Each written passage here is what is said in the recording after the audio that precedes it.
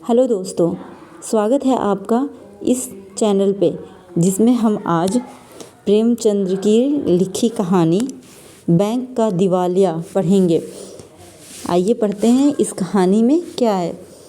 Lucknow national bank के दफ्तर में लाला साईदास आराम कुर्सी पर लेटे हुए शेयरों का भाव देख रहे थे और सोच रहे थे कि इस बार हिस्सेदारी को मुनाफा कहाँ दिया जाएगा। चाय, कोयला या जूट के हिस्से खरीदने, चांदी, सोने, रुई या सट्टा करने का इरादा करते, लेकिन नुकसान के भय से कुछ तय न कर पाते थे। नाज के व्यापार ने इस बार बड़ा घाटा रहा। हिस्सेदारों ने ढाढ़स के लिए हानि लाभ का कल्पित ब्यौरा दिखाना पड़ा और नफ़ा पूंजी से देना पड़ा। इससे फिर नाज के व्यापार में हाथ डालते जी कांपता था, पर रुपए को बेकार डाल रखना असंभव था। दो एक दिन में उन्हें कहीं न कहीं लगाने का उचित उपाय करना ज़रूरी था, क्योंकि डायरेक्टरों की तिमाही बैठक एक ही सप्ताह में होने वाली थी और यदि उस समय कोई निश्चय न हुआ तो आगे 3 महीने तक फिर कुछ न हो सकेगा और छमाही मुनाफे के बंटवारे के समय फिर वही फर्जी कार्रवाई करनी पड़ेगी, जिसका बार बार सहन करना बैंक के लिए कठिन है। बहुत देर तक इस उलझन में पड़े रहने के बाद साईदास ने घंटी बजाई। इस पर बगल के दूसरे कमरे से एक बंगाली बाबू ने सिर निकालकर झांका। साईदास, ताज़ा स्टील कंपनी को एक पत्र लिख दीजिए कि अपना नया बैलेंस शीट भेज दें। बाबू, उन लोगों को रुपया का गरज नहीं, चिट्ठी का जवाब नहीं देता। साईदास, अच्छा, नागपुर की स्वदेशी मिल को लिखिए। बाबू, उसका कारोबार अच्छा नहीं है, अभी उसके मजदूरों ने हड़ताल किया था, 2 महीना तक मिल बंद रहा। साईदास, अजी तो कहीं लिखो भी, तुम्हारी समझ में सारी दुनिया बेईमानी से भरी है। बाबा, लिखने को तो हम सब जगह लिख दें, मगर खाली लिख देने से तो कुछ लाभ नहीं होता। लाला साईदास अपनी कुल प्रतिष्ठा और मर्यादा के कारण बैंक के मैनेजर डायरेक्टर हो गए थे, पर व्यवहारिक बातों से अपरिचित थे। यही बंगाली बाबू इनके सलाहकार थे और बाबू साहब को किसी कारखाने या कंपनी पर भरोसा न था। इन्हीं के अविश्वास के कारण पिछले साल बैंकों का रुपया संदूक से बाहर न निकल सका था और अब वही रंग फिर दिखाई देता था। साईदास को इस कठिनाई से बचने का कोई उपाय न सूझता था। न इतनी हिम्मत थी कि अपने भरोसे किसी व्यापार में हाथ डाले। बेचैनी की दशा में उठकर कमरे में टहलने लगे कि दरबान ने आकर खबर दी, बहरल की महारानी की सवारी आई है। लाला साईदास चौंक पड़े। बहरल की महारानी को लखनऊ आए 3-4 दिन हुए थे और हर एक में मुंह से उन्हीं की चर्चा सुनाई देती थी। कोई उनके पहनावे पर मुग्ध था, कोई उनकी सुंदरता पर, कोई उनकी स्वच्छंद वृत्ति पर, यहाँ तक कि उनकी दासियों और सिपाही आदि भी लोगों की चर्चा के पात्र बने हुए थे। रॉयल होटल के द्वार पर दर्शकों की भीड़ लगी रहती है। कितने ही शौकीन बेफिक्रे लोग इतर फरोश, बजाज या तंबाकूगर का वेश धर का उनका दर्शन कर चुके थे। जिधर से महारानी की सवारी निकल जाती, दर्शकों से हट लग जाते थे। वाह वाह, क्या शान है! ऐसी इराकी जोड़ी लाट साहब के सिवा किसी राजा रईस के यहाँ तो शायद ही निकले, और सजावट भी क्या खूब है भाई! ऐसा गोरा आदमी तो यहाँ भी नहीं दिखाई देते। यहाँ के रईस तो मृगांक, चंद्रोदय और ईश्वर जाने क्या क्या खाक बला खाते हैं, पर किसी के बदन पर तेज या प्रकाश का नाम नहीं। ये लोग न जाने क्या भोजन करते और किस कुएं का पानी पीते हैं कि जिससे देखिए ताज़ा सेब बना हुआ है। यह सब जलवायु का प्रभाव है। बहरल उत्तर दिशा में नेपाल के समीप अंग्रेजी राज्य की एक विरासत थी। यद्यपि जनता उसे बहुत मालदार समझती थी, पर वास्तव में उस रियासत की आमदनी 2 लाख से अधिक न थी। हाँ, क्षेत्रफल बहुत विस्तृत था, बहुत भूमि ऊसर और उजाड़ थी, बसा हुआ भाग भी पहाड़ी और बंजर था। ज़मीन बहुत सस्ती उठती थी। लाला साईदास न तुरंत अफगानी से रेशमी सूट उतार कर पहन लिया और मेज़ पर आकर शान से बैठ गए, मानो राजा रानियों का यहाँ आना कोई साधारण बात है। दफ्तर के क्लर्क भी संभल गए। सारे बैंक में सन्नाटे की हलचल पैदा हो गई। दरबान में पगड़ी संभाली, चौकीदार ने तलवार निकाली और अपने स्थान पर खड़ा हो गया। पंखा कूली की मीठी नींद भी टूटी और बंगाली बाबू महारानी के स्वागत के लिए दफ्तर से बाहर निकले। साईदास ने बाहरी ठाठ से तो बना लिया, किंतु चित्त आशा और भय से चंचल हो रहा था। एक रानी से व्यवहार करने का यह पहला ही अवसर था। घबराते थे कि बात करते बने या न बने। रईसों का मिजाज आसमान पर होता है। मालूम नहीं मैं बात करके कहीं चूक जाऊं। इन्हें इस समय अपने में एक कमी मालूम हो रही थी। वह राजसी नियमों के अनभिज्ञ थे। उनका सम्मान किस प्रकार करना चाहिए, उनसे बातें करने में किन बातों का ध्यान रखना चाहिए, उनकी मर्यादा रक्षा के लिए कितनी नम्रता उचित है, इस प्रकार के प्रश्न से वह बड़े असमंजस में पड़े हुए थे और जी चाहता था कि किसी तरह परीक्षा के शीघ्र ही छुटकारा हो जाए। व्यापारियों, मामूली जमींदारों या रईसों से वह रुखाई और सफाई का बर्ताव किया करते थे और पढ़े लिखे सज्जनों से शील और शिष्टता का। उन अवसरों पर उन्हें किसी विशेष विचार की आवश्यकता होती थी, पर इस समय बड़ी परेशानी हो रही थी। जैसे कोई लंका वासी तिब्बत में आ गया हो, जहाँ से रस्म रिवाज और बातचीत को उसे ज्ञान न हो। एकाएक उनकी दृष्टि घड़ी पर पड़ी। तीसरे पहर के 4 बज चुके थे, परंतु घड़ी अभी दोपहर की नींद में मग्न थी। तारीख की सुई ने दौड़ के समय को मात कर दिया था। वह जल्दी से उठे कि घड़ी को ठीक कर दे। इतने में महारानी के कमरे में पदार्पण हुआ। साईदास ने घड़ी को छोड़ा और महारानी के निकट जा बगल में खड़े हो गए। निश्चय न कर सके कि हाथ मिलाए या झुककर सलाम करें। रानी जी ने स्वयं हाथ बढ़ाकर उन्हें इस उलझन से छुड़ाया। जब कुर्सियां पर बैठ गए तो रानी ने प्राइवेट सेक्रेटरी ने व्यवहार की बातचीत शुरू की।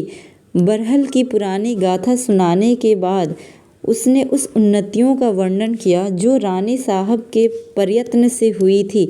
इस समय नहरों की एक शाखा निकलने के लिए 10 लाख रुपए की आवश्यकता थी, परंतु उन्होंने एक हिंदुस्तानी बैंक से ही व्यवहार करना अच्छा समझा। अब यह निर्णय नेशनल बैंक के हाथ में था कि वह इस अवसर से लाभ उठाना चाहता है या नहीं। बंगाली बाबू, हम रुपया दे सकता है, मगर कागज पत्तर देखे बिना कुछ नहीं कर सकता। सेक्रेटरी, आप कोई जमानत चाहते हैं? साईदास उदारता से बोले, महाशय, जमानत के लिए आपकी ज़बान ही काफ़ी है। बंगाली बाबू, आपके पास रियासत का कोई हिसाब किताब है? लाला साईदास को अपने हेड क्लर्क का दुनियादारी का बर्ताव अच्छा न लगता था। वह इस समय उदारता के नशे में चूर थे।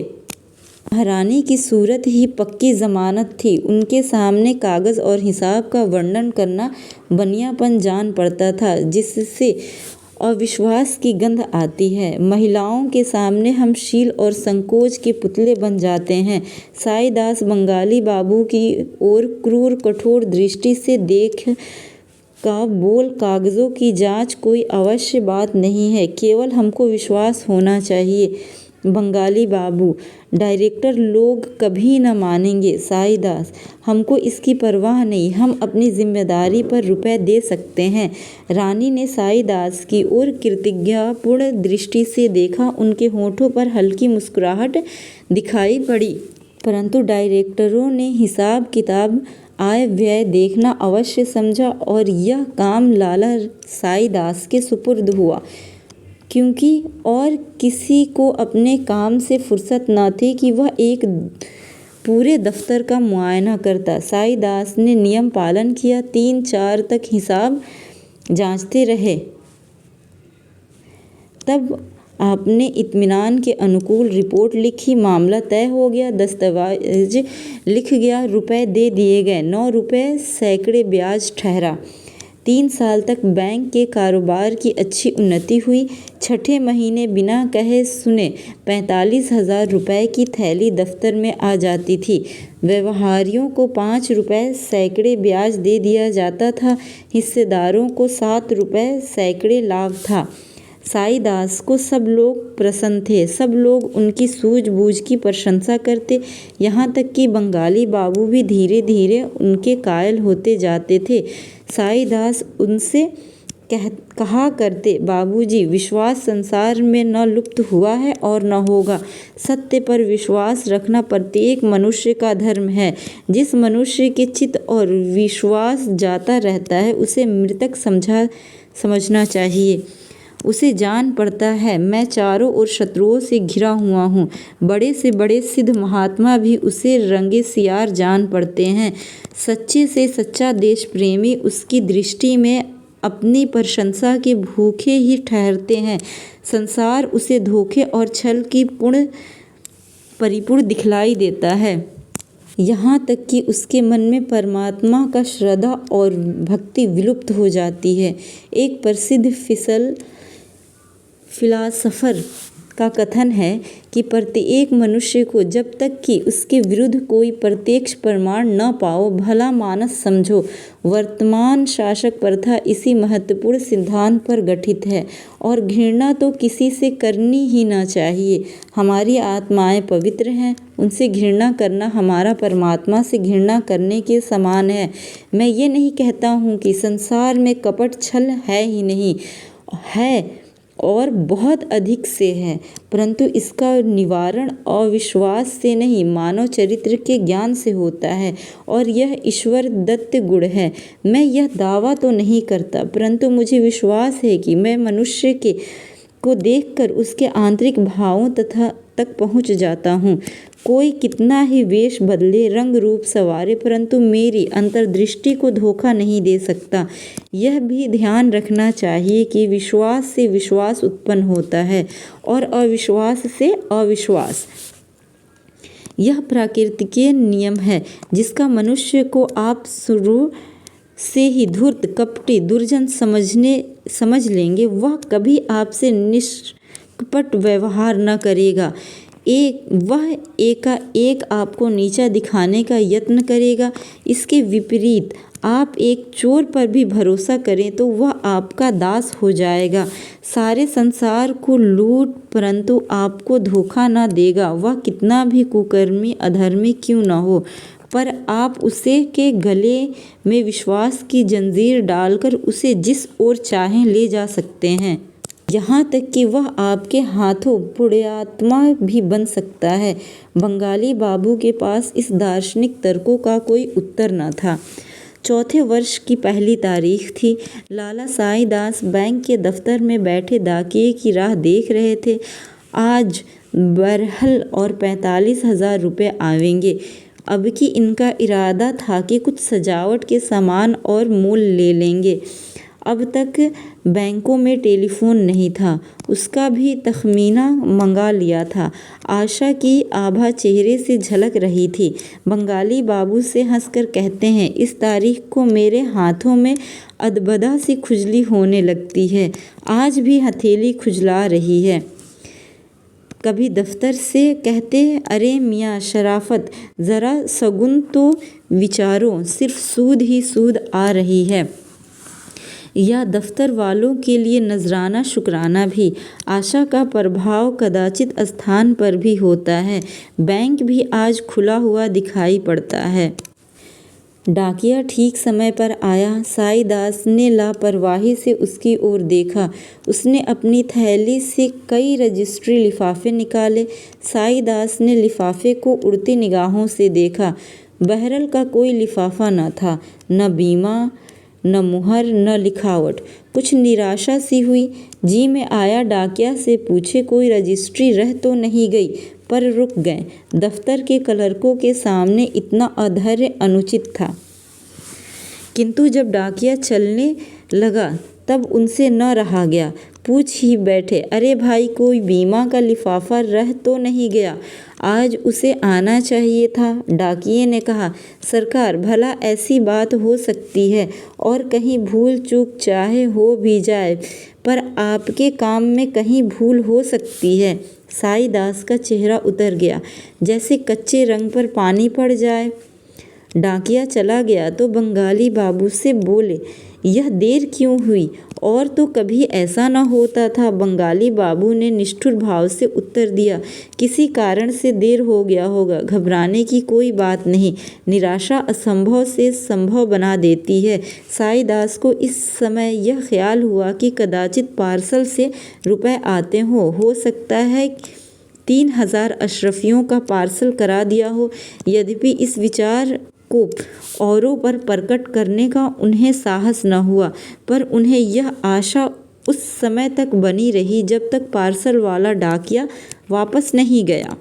अंत में संध्या को जब बेचैनी की दशा में उठकर चले गए, अब खत या तार का इंतज़ार था। 2-3 बार झुंझलाकर उठे, डांट कर पत्र लिखूं और साफ साफ कह दूं कि लेन देन के मामले में वादा पूरा न करना विश्वासघात है। एक दिन की देरी भी बैंक के लिए घातक हो सकती है। इससे यह होगा कि फिर कभी ऐसे शिकायत करने का अवसर न मिलेगा। परंतु फिर कुछ सोच कर न लिखा। शाम हो गई थी। कई मित्र आ गए, गपशप होने लगी। इतने में पोस्टमैन ने शाम की डाक दी। यूं वह पहले अखबारों को खोला करते, पर आज चिट्ठियां खोली किंतु बरहल का कोई खत न था। अब बेदम हो एक अंग्रेज़ी अखबार खोला। पहले ही तार का शीर्षक देखकर उनका खून सर्द हो गया। लिखा था, कल शाम को बहरल की महारानी जी का 3 दिन की बीमारी के बाद देहांत हो गया। इसके आगे एक संक्षिप्त नोट में यह लिखा हुआ था, बहरल की महारानी की अकाल मृत्यु केवल इस रियासत के लिए ही नहीं किंतु असमस्त प्रांत के लिए शोकजनक घटना है। बड़े बड़े भिषगाचार्य वैदराज अभी रोग की परख भी न कर पाए थे कि मृत्यु ने काम तमाम कर दिया। रानी जी को सदैव अपनी रियासत की उन्नति का ध्यान रहता था। उनके थोड़े से राज्यकाल में ही उनका रियासत को जो भी लाभ हुए हैं वे चिरकाल तक स्मरण रहेंगे। यद्यपि यह मानी हुई बात थी कि राज्य उनके बाद दूसरे के हाथ जाएगा, तथापि यह विचार कभी रानी साहब के कर्तव्य पालन में बाधक नहीं बना। शास्त्रानुसार उन्हें रियासत की जमानत पर ऋण लेने का अधिकार न था, परंतु प्रजा की भलाई के विचार से उन्हें कई बार इस नियम का उल्लंघन करना पड़ा। हमें विश्वास है कि यदि वह कुछ दिन और जीवित रहती तो रियासत को ऋण से मुक्त कर देती। उन्हें रात दिन इसका ध्यान रहता था, परंतु इस असामयिक मृत्यु ने अब यह फैसला दूसरों के अधीन कर दिया। देखना चाहिए इन ऋणों का क्या परिणाम होता है। हमें विश्वस्त रीति से यह मालूम हुआ कि नए महाराज ने, जो आजकल लखनऊ में विराजमान हैं, अपने वकीलों की सम्मति के अनुसार मृतक महारानी के ऋण संबंधी हिसाबों को चुकाने से इनकार कर दिया है। हमें भय है कि यह निश्चय से महाजनी टोले में बड़ी हलचल पैदा होगी और लखनऊ के कितने ही धन संपत्ति के स्वामियों को यह शिक्षा मिल जाएगी कि ब्याज का लोभ कितना अनिष्टकार होता है। लाला साईदास ने अखबार मेज़ पर रख दिया और आकाश की ओर देखा, जो निराशा का अंतिम आश्रय है। अन्य मित्रों ने भी यह समाचार पढ़ा। इस प्रश्न पर वाद विवाद होने लगा। साईदास पर चारों ओर से बौछार पड़ने लगी। सारा दोष उन्हीं के सिर पर मढ़ा गया और उनकी चिरकाल की कार्यकुशलता और परिणामदर्शिता मिट्टी में मिल गई। बैंक इतना बड़ा घाटा सहने में असमर्थ था। अब यह विचार उपस्थित हुआ कि कैसे उनके प्राणों की रक्षा की जाए। शहर में यह खबर फैलते ही लोग अपने रुपए वापस लेने के लिए आतुर हो गए। सुबह शाम तक लेन देन का तांता लगा रहता था। जिन लोगों को धन चालू हिसाब में जमा था उन्हें तुरंत निकाल लिया। कोई उज्र न सुना। यह उसी पत्र के लेख का फल था कि नेशनल बैंक की साख उठ गई। धीरज से काम लेते तो बैंक संभल जाता, परंतु आंधी और तूफान में कौन नौका स्थिर रह सकती है। अंत में खजांची ने डांट उलट दिया। बैंक की नसों से इतनी रक्तधाराएं निकली कि वह प्राण रहित हो गया। 3 दिन बीत चुके थे। बैंक घर के सामने सशस्त्रों आदमी एकत्र थे। बैंक के द्वार पर सशस्त्र सिपाहियों का पहरा था। नाना प्रकार की अफवाहें उड़ रही थीं। कभी खबर उड़ती, लाला साईदास ने विष पान कर लिया। कोई उनके पकड़े जाने की सूचना लाता था, कोई कहता डायरेक्टर हवालात के भीतर हो गए। एकाएक सड़क पर से एक मोटर निकली और बैंक के सामने आकर रुक गई। किसी ने कहा, बरहल के महाराज की मोटर है। इतना सुनते ही सैकड़ों मनुष्य मोटर की ओर घबराए हुए दौड़े और उन लोगों ने मोटर को घेर लिया। कुंवर जगदीश सिंह महारानी की मृत्यु के बाद वकीलों से सलाह लेकर लखनऊ आए थे। बहुत कुछ सामान भी खरीदना था। वे इच्छाएं जो चिरकाल के ऐसे सुअवसर की प्रतीक्षा में बंधी थी, पानी की भांति राह पर पा कर उबल पड़ती थी। यह मोटर आज ही ली गई थी। नगर में एक कोठी लेने की बातचीत हो रही थी। बहुमूल्य विलास वस्तुओं से लदी एक गाड़ी बरहल के लिए चल चुकी थी। वहाँ भीड़ देखी तो सोचा कोई नवीन नाटक होने वाला है। मोटर रोक दी। इतने में सैकड़ों की भीड़ लग गई। कुंवर साहब ने पूछा, यहाँ आप लोग क्यों जमा हैं? कोई तमाशा होने वाला है क्या?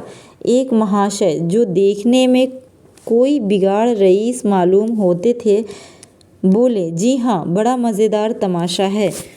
कुंवर, किसका तमाशा है? वह तकदीर का। कुंवर महाशय को यह उत्तर पाकर आश्चर्य तो हुआ, परंतु सुनते आए थे कि लखनऊ वाले बात बात में बात निकाला करते हैं, अतः उसी ढंग से उत्तर देना आवश्यक हुआ। बोले, तकदीर का खेल खेलने के लिए यहाँ आना तो आवश्यक नहीं। लखनवी महाशय ने कहा, आपका कहना सच है, लेकिन दूसरी जगह यह मज़ा कहाँ। यहाँ सुबह शाम तक के बीच भाग्य ने कितने को धनी से निर्धन और निर्धन को भिखारी बना दिया। सवेरे जो लोग महल में बैठे थे, उन्हें इस समय रोटियों के लाले पड़े हैं। अभी 1 सप्ताह पहले जो लोग काल, गति, भाग्य के खेल और समय के फेरों को कवियों की उपमा समझते थे, इस समय उनकी आह और करुण क्रंदन वियोगियों को भी लज्जित करता है। ऐसे तमाशे और कहाँ देखने में आवेंगे। कुंवर साहब, आपने तो पहेली को और गाढ़ा कर दिया। देहाती हूँ, मुझसे साधारण तौर से बात कीजिए। इस पर सज्जन ने कहा, साहब, यह नेशनल बैंक है, इसका दिवाला निकल गया है। आदाब अर्ज़, मुझे पहचाना? कुंवर साहब ने उसकी ओर देखा तो मोटर से कूद पड़े और उनसे हाथ मिलाते हुए बोले, अरे मिस्टर नसीम, तुम यहाँ कहाँ? भाई, तुमसे मिलकर बड़ा आनंद हुआ। मिस्टर नसीम कुंवर साहब के साथ देहरादून कॉलेज में पढ़ते थे। दोनों साथ साथ देहरादून की पहाड़ियों पर सैर करते थे। परंतु जब से कुंवर महाशय ने घर के झंझटों से विवश होकर कॉलेज छोड़ा, तब से दोनों मित्रों में भेंट न हुई थी। नसीम भी उनके आने में कुछ समय पीछे अपने घर लखनऊ चले आए थे। नसीम ने उत्तर दिया, शुक्र है आपने पहचाना तो कहिए। अब तो 12:15 है, कुछ दोस्तों की भी सुध है। कुंवर, सच कहता हूँ, तुम्हारी याद हमेशा आया करती थी। कहो, आराम से तो हो। मैं रॉयल होटल में टिका हूँ। आज आओ तो इत्मीनान से बातचीत हो। नसीम, जनाब, इत्मीनान तो नेशनल बैंक के साथ चला गया। अब तो रोज़ी की फ़िक्र सवार है। जो कुछ जमा पूंजी थी, सब आपको भेंट हुई। इस दिवाले ने फ़कीर बना दिया। अब आपके दरवाजे पर आकर धरना दूंगा। कुंवर, तुम्हारा घर है, बेखटके आओ, मेरे साथ ही क्यों न चलो।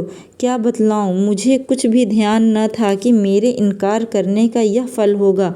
जान पड़ता है बैंक ने बहुतरों को तबाह कर दिया। नसीम घर घर मातम छाया हुआ है।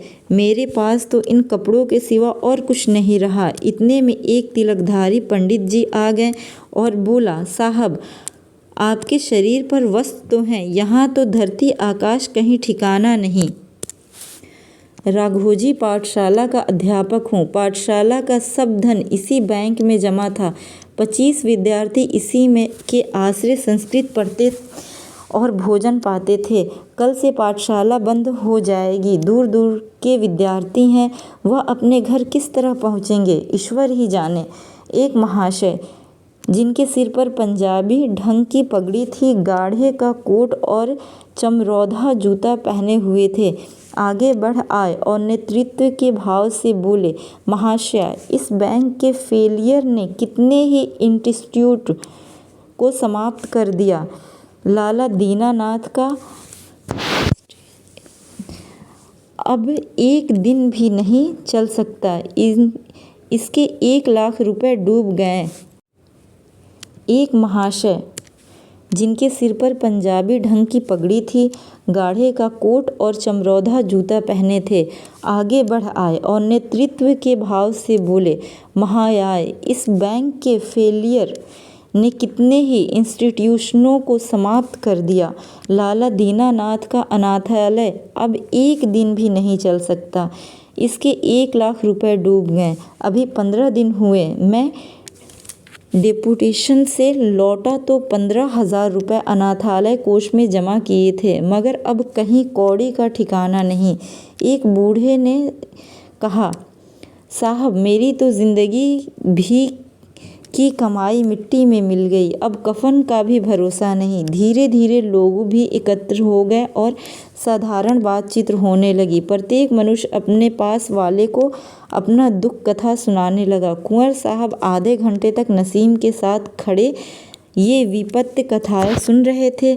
जो ही मोटर पर बैठे और होटल की ओर चलने की आज्ञा दी, तो ही उनकी दृष्टि एक मनुष्य पर पड़ी जो पृथ्वी पर सिर झुकाए बैठा था। यह एक अपीर था जो लड़कपन में कुंवर साहब के साथ खेला था। उस समय उसमें ऊंच नीच का विचार न था। कबड्डी खेले, साथ पेड़ पर चढ़े और चिड़ियों के बच्चे चुराए थे। जब कुंवर जी देहरादून पढ़ने गए तब यह अहीर का लड़का शिवदास अपने बाप के साथ लखनऊ चला आया। उसने यहाँ एक दूध की दुकान खोल ली थी। कुंवर साहब ने उसे पहचाना और उच्च स्वर में पुकारे, अरे शिवदास इधर देखो। शिवदास ने बोली सुनी परंतु सिर उठा न सका। वह अपने स्थान पर बैठा ही कुंवर साहब को देख रहा था।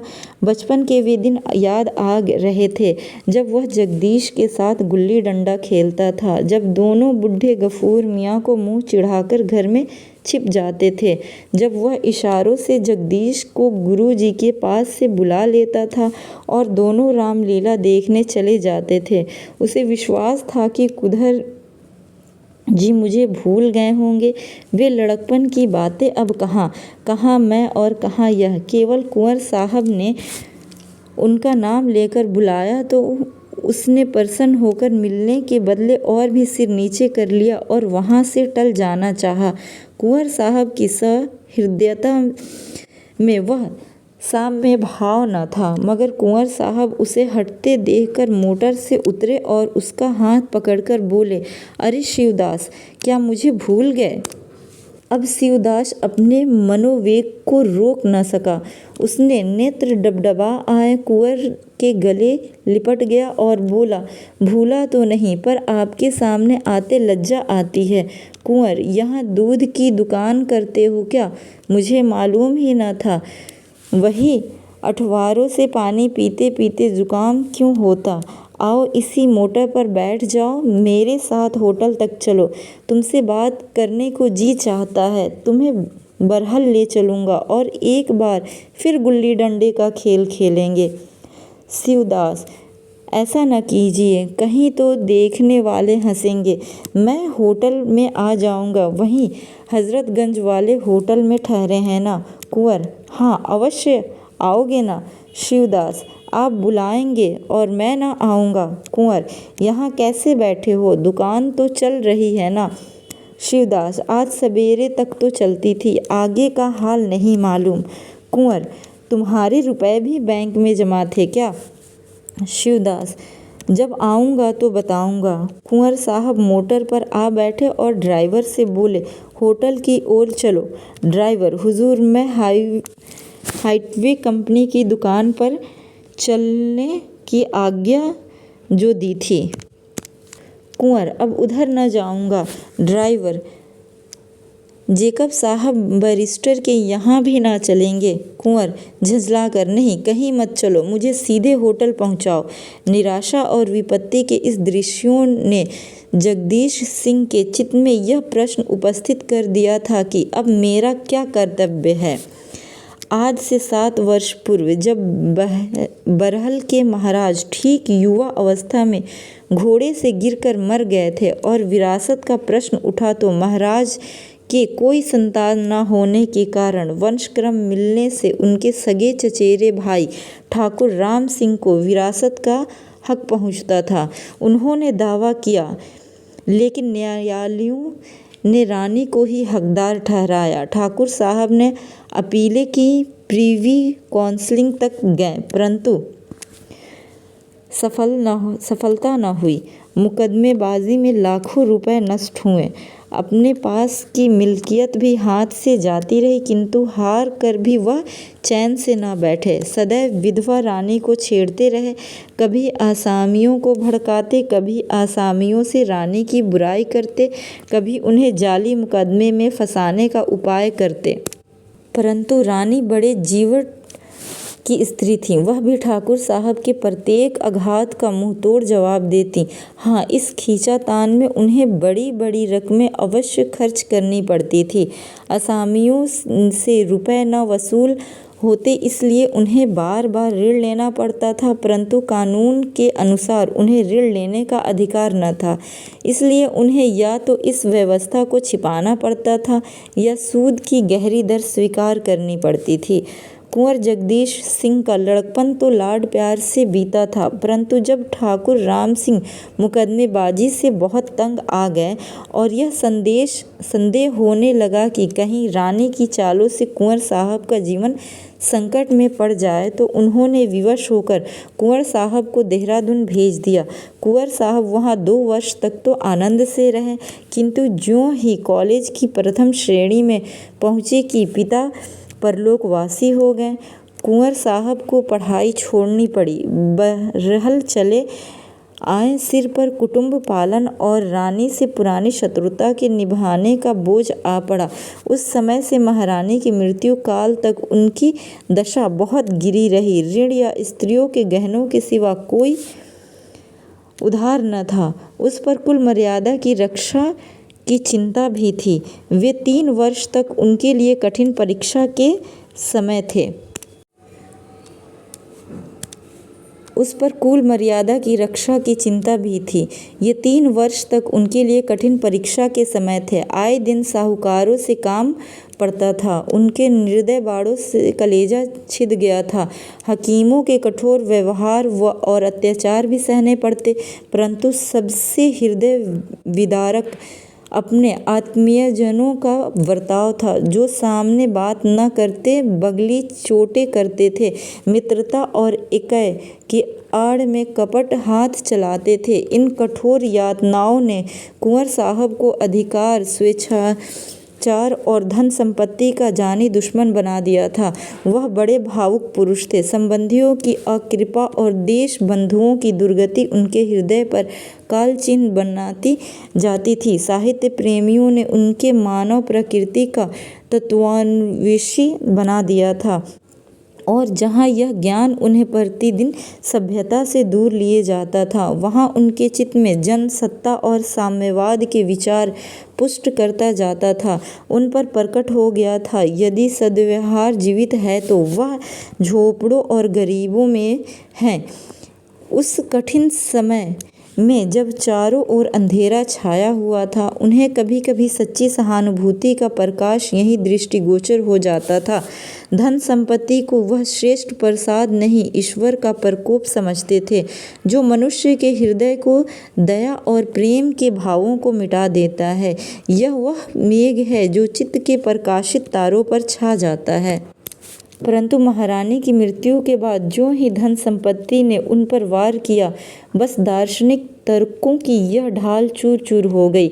आत्मनिर्दर्शन की शक्ति नष्ट हो गई। वे मित्र बन गए जो शत्रु सरीखे थे, और जा सच्चे हितैषी थे वे विस्मृत हो गए। साम्यवाद के मनोगत विचारों में घोर परिवर्तन आरंभ हो गया। हृदय में असहिष्णुता का उद्भव हुआ। त्याग ने भोग की ओर सिर झुका दिया। मर्यादा की बेड़ी गले में पड़ी। वे अधिकारी जिन्हें देखकर उनके तेवर बदल जाते थे, अब उनके सलाहकार बन गए। दीनता और दरिद्रता को जिनके उन्हें सच्ची सहानुभूति थी, देखकर अब वह आंखें मूंद लेते थे। इसमें संदेह नहीं कि कुंवर साहब अब भी साम्यवाद के भक्त थे, किंतु उन विचारों को प्रकट करने में वह पहले की सी स्वतंत्रता न थी। विचार अब व्यवहार से डरता था। उन्हें कथन को कार्य में परिणत करने का अवसर प्राप्त था, पर अब कार्य क्षेत्र कठिनाइयों से घिरा हुआ जान पड़ता था। बेगार के वह जाने दुश्मन थे, परंतु अब बेगार को बंद करना दुष्कार प्रतीत होता था। स्वच्छता और स्वास्थ्य रक्षा के वह भक्त थे, किंतु अब धन व्यय न करके भी उन्हें ग्रामवासियों की ही ओर से विरोध की शंका होती थी। असामियों से पोत उगाहने के कठोर बर्ताव को वह पाप समझते थे, मगर अब कठोरता के बिना काम चलता न जान पड़ता था। सारांश यह कि कितने ही सिद्धांत जिस पर पहले उनकी श्रद्धा थी, अब असंगत मालूम होते थे। परंतु आज जो दुखजनक दृश्य बैंक के होते में नजर आए, उन्हें उनके दया भाव को जागृत कर दिया। उस मनुष्य की सी दशा हो गई जो नौका में बैठा सुरमय तट की शोभा का आनंद उठाता हुआ किसी शमशान के सामने आ जाए, चिता पर लाशें जलती देखे, शोक संतप्तों को करुण क्रंदन को सुने और नाव से उतरकर उनके दुख में सम्मिलित हो जाए। रात के 10 बज गए थे। कुंवर साहब पलंग पर लेटे थे। बैंकों के होत का दृश्य आंखों के सामने नाच रहा था। वहीं विलाप ध्वनि कानों में आ रही थी। चित्त में प्रश्न हो रहा था, क्या यह विडंबना का कारण मैं ही हूँ? मैं तो वही किया जिसका मुझे कानूनन अधिकार था। यह बैंक के संचालकों की भूल है जो उन्हें बिना जमानत के इतनी रकम कर्ज दे दी। लेनदार को उन्हीं की गर्दन नापनी चाहिए। मैं कोई खुदाई फौजेदार नहीं हूँ कि दूसरों की नादानी का फल भोगूं। फिर विचार पलटा। मैं नाहक इस होटल में ठहरा। 40 रुपये प्रतिदिन देने पड़ेंगे। कोई 400 रुपये के मत्थे जाएगी। इतना सामान भी व्यर्थ ही लिया। क्या आवश्यकता थी? मखमली गद्दे की कुर्सियाँ या शीशे की सजावट से मेरा गौरव नहीं बढ़ सकता। कोई साधारण मकान 5 रुपये पर ले लेता तो क्या काम न चलता? मैं और साथ के सब आदमी आराम से रहते। यही न होता कि लोग निंदा करते। इनकी क्या चिंता? जिन लोगों के मत्थे यह ठाठ कर रहा हूँ, वे गरीब तो रोटियों को तरसते हैं। ये ही 10-12 हज़ार रुपये लगाकर कुएं बनवा देता तो सहस्त्रों दिनों का भला होता। अब फिर लोगों के चकमे में न आऊँगा।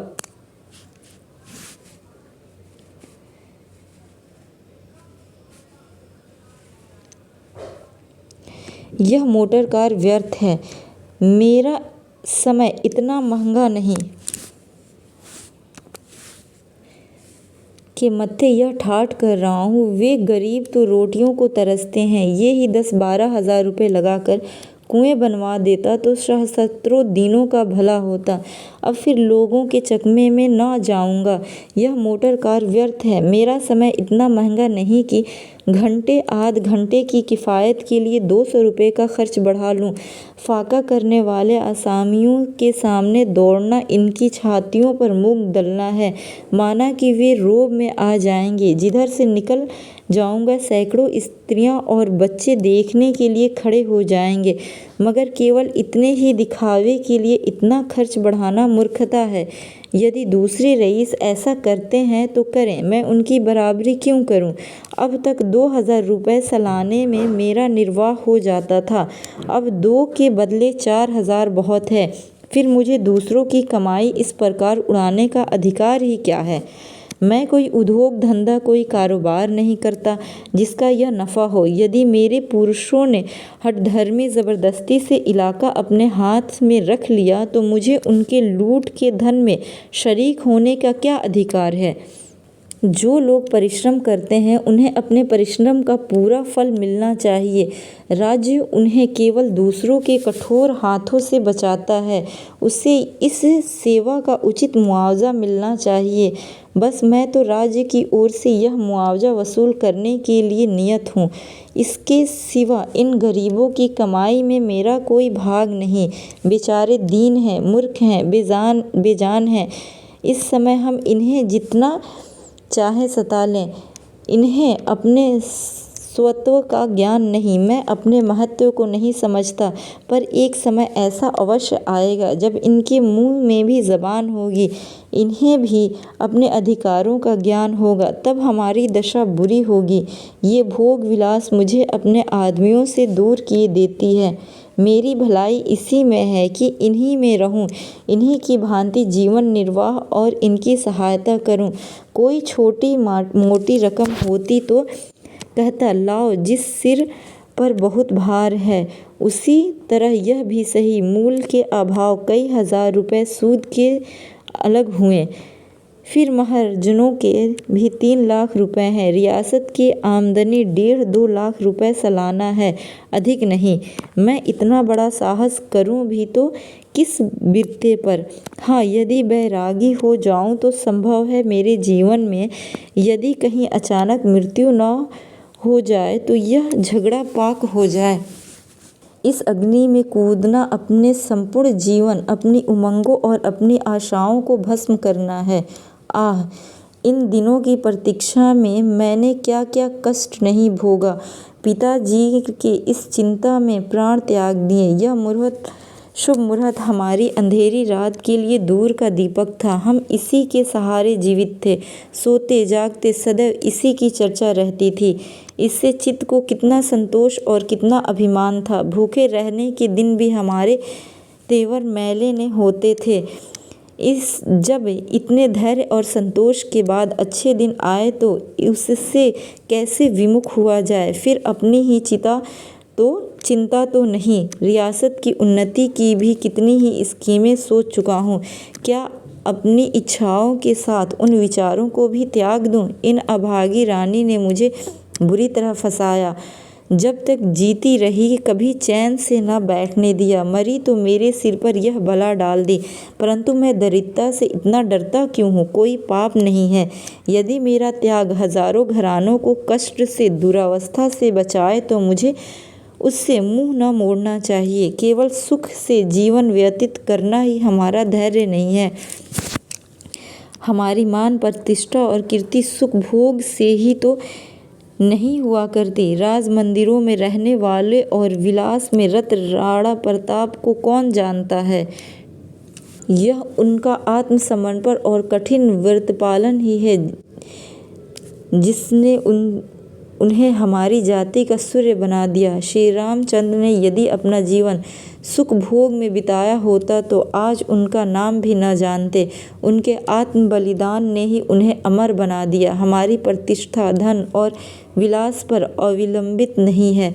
मैं मोटर पर सवार हुआ तो क्या, मैं टट्टू पर चढ़ा तो क्या, होटल में ठहरा तो क्या और किसी मामूली घर ठहरा तो क्या, बहुत होगा ताल्लुकदार लोग मेरी हंसी उड़वाएंगे, उनकी परवाह नहीं। मैं तो हृदय से चाहता हूँ कि उन लोगों से अलग अलग रहूँ। यदि इतनी निंदा से सैकड़ों परिवार का भला हो जाए तो मैं मनुष्य नहीं। यदि प्रसन्नता से उन्हें सहन न करूँ, यदि अपने घोड़े और फिटन सैर और शिकार, नौकर चाकर और स्वार्थ साधक हित मित्रों से रहित होकर मैं सहस्त्रों अमीर गरीब कुटुंबों को, विधवाओं अनाथों का भला कर सकूं तो मुझे इसमें कदापि विलंब न करना चाहिए। सहस्त्रों परिवारों के भाग्य इस समय मेरी मुट्ठी में है। मेरा सुख भोग उनके लिए विष और मेरा आत्म संयम उनके लिए अमृत है। मैं अमृत बन सकता हूँ, विष क्यों बनूँ? और फिर इसे आत्म त्याग समझना मेरी भूल है। यह एक संयोग है कि मैं आज इस जायदाद का अधिकारी हूँ। मैंने उसे कमाया नहीं, उसके लिए रक्त नहीं बहाया, न पसीना बहाया। यदि जायदाद मुझे न मिली होती तो मैं सहस्त्रों दीन भाइयों की भांति आज जीविकोपार्जन में लगा रहता। मैं क्या न भूल जाऊं कि मैं इस राज्य की स्वामी हूँ। ऐसा ही अवसरों पर मनुष्य की परख होती है। मैंने वर्षों पुस्तकावलोकन किया, वर्षों परोपकार के सिद्धांतों का अनुयायी रहा। यदि इस समय उन सिद्धांतों को भूल जाऊं, स्वार्थ को मनुष्यता और सदाचार से बढ़ने दूं, तो वस्तुतः यह मेरी अत्यंत कायरता और स्वार्थपरता होगी। भला स्वार्थ साधन की शिक्षा के लिए गीता, मिल, एमर्सन और अरस्तू का शिष्य बनने की क्या आवश्यकता थी? यह पाठ तो मुझे अपने दूसरे भाइयों से ही मिल जाता। प्रचलित प्रथा से बढ़कर और कौन गुरु था? साधारण लोगों की भांति क्या मैं भी स्वार्थ के सामने सिर झुका दूं? तो फिर विशेषता क्या रही? नहीं, मैं नंशस विवेक बुद्धि का खून न करूँगा। जहाँ पुण्य कर सकता हूँ, पाप न करूँगा। परमात्मन, तुम मेरी सहायता करो। तुमने मुझे राजपूत घर में जन्म दिया। मेरा कर्म से इस महान जाति को लज्जित न करो। नहीं, कदापि नहीं। यह गर्दन स्वार्थ के सम्मुख न झुकेगी। मैं राम, भीष्म और प्रताप सिंह का वंशज हूँ। शरीर सेवक न बनूंगा। कुंवर जगदीश सिंह को इस समय ऐसा ज्ञात हुआ मानो कि वह किसी ऊंचे मीनार पर चढ़ गए हैं। चित्त अभिमान से पूरित हो गया, आंखें प्रकाशमान हो गईं, परंतु एक ही क्षण में इस उमंग का उतार होने लगा। ऊंचे मनार के नीचे की ओर आंखें गई, सारा शरीर कांप उठा। उस मनुष्य की सी दशा हो गई जो किसी नदी के तट पर बैठा उसमें कूदने का विचार कर रहा हो। उन्होंने सोचा, क्या मेरे घर के लोग मुझसे सहमत होंगे? यदि मेरे कारण वे सहमत भी हो जाएं, तो क्या मुझे अधिकार है कि अपने साथ उनकी इच्छाओं का भी बलिदान करूं? और तो और माताजी कभी न मानेंगी और कदाचित भाई लोग भी अस्वीकार करें। रियासत की हैसियत को देखते हुए वे कम हजार सालाना के हिस्सेदार हैं और उनके भाग में किसी प्रकार का हस्तक्षेप नहीं कर सकता। मैं केवल अपना मालिक हूँ, परंतु मैं भी तो अकेला नहीं। सावित्री स्वयं चाहे मेरे साथ आग में कूदने को तैयार हो, किंतु पने प्यारे पुत्र को इस आँच के समीप कदापि न आने देगी। कुंवर महाशय और अधिक न सोचे, वह एक विकल दशा में पलंग पर से उठे और कमरे से में टहलने लगे। थोड़ी देर बाद उन्होंने जंगल के बाहर की ओर झांका और किवाड़ खोलकर बाहर चले गए। चारों ओर अंधेरा था। उनकी चिंताओं की भांति सामने अपार और भयंकर गोमी नदी बह रही थी। वह धीरे धीरे नदी के तट पर चले गए और देर तक वहां टहलते रहे। आकुल हृदय को जल तरंग से प्रेम होता है, शायद इसीलिए कि लहरें व्याकुल हैं। उन्होंने अपने चंचल को फिर एकाग्र किया। यदि रियासत की आमदनी से ये सब वृत्तियाँ दी जाए तो ऋण का सूद निकालना भी कठिन होगा। मूल का तो कहना ही क्या आय में वृद्धि नहीं हो सकेगी? अभी अस्तबल में 20 घोड़े हैं, मेरे लिए एक काफ़ी है। नौकर की संख्या 100 से कम न होगी, मेरे लिए 2 भी अधिक हैं। यह अनुचित है कि अपने ही भाइयों से नीचे सेवाएं कराई जाएं। उन मनुष्यों को मैं अपने सिर की ज़मीन दे दूंगा, सुख से खेती करेंगे और मुझे आशीर्वाद देंगे। बगीचे के फल तक अब तक डालियों में भेंट हो जाते हैं, अब उन्हें बेचूंगा और सबसे बड़ी आमदनी बहाई की है। केवल महेशगंज के बाजार के 10,000 रुपये आते हैं। यह सब आमदनी महंत जी उड़ा ले जाते। उनके लिए 1,000 रुपये साल होना चाहिए। अब की इस बाज़ार का ठेका दूंगा, 8,000 से कम न मिलेंगे। इस भदों के 25,000 रुपये की वार्षिक आय होगी। सवित्री और लल्ला के लिए 1,000 रुपये काफ़ी हैं। मैं सवित्री से स्पष्ट कह दूंगा, या तो 1,000 रुपये मासिक ले लो और मेरे साथ रहो, या रियासत की आधी आमदनी ले लो और मुझे छोड़ दो। रानी बनने की इच्छा है तो खुशी से बनो, परंतु मैं राजा न बनूंगा। अचानक कुंवर साहब के कानों में आवाज़ आई, राम नाम सत्य है। उन्होंने पीछे मुड़कर देखा। कई मनुष्य एक लाश लिए जाते थे। उन लोगों ने नदी किनारे चिता बनाई और उसमें आग लगा दी। दोनों स्त्रियां चिंगार कर रही थी। इस विलाप का कुंवर साहब के चित्त पर कुछ प्रभाव न पड़ा। वह चित्त में लज्जित हो रहे थे कि मैं कितना पाषक हृदय हूँ। एक दीन मनुष्य की लाश जल रही है, स्त्रियां रो रही हैं और मेरा हृदय तनिक भी नहीं पसीजता। पत्थर की मूर्ति की भांति खड़ा हूँ। एक बारगी स्त्री ने रोते हुए कहा, हाय मेरे राजा, तुम्हें विष कैसे मीठा लगा। यह हृदय विदारक विलाप सुनते ही कुंवर साहब के चित्त में एक घाव सा लग गया। करुणा सजग हो गई और नेत्र अश्रुपूर्ण हो गए। कदाचित इसमें विष पान करके प्राण दिए हैं। हाय, उसे विष कैसे मीठा लगा। इसमें कितनी करुणा है, कितना दुख, कितना आश्चर्य। विष तो कड़वा पदार्थ है क्योंकि मीठा हो गया। कटु विष के बदले जिसने अपने मधुर प्राण दे दिए, उस पर कोई कड़ी मुसीबत पड़ी होगी। ऐसी ही दशा में विष मधुर हो सकता है।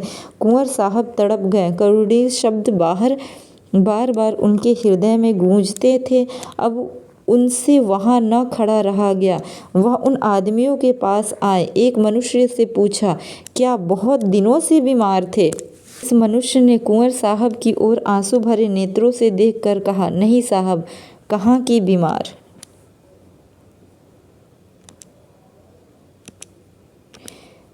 तो ये कहानी कैसी लगी आपको, आप मुझे कमेंट करके ज़रूर बताएं। वीडियो को लाइक करें, शेयर करें, चैनल को सब्सक्राइब करें।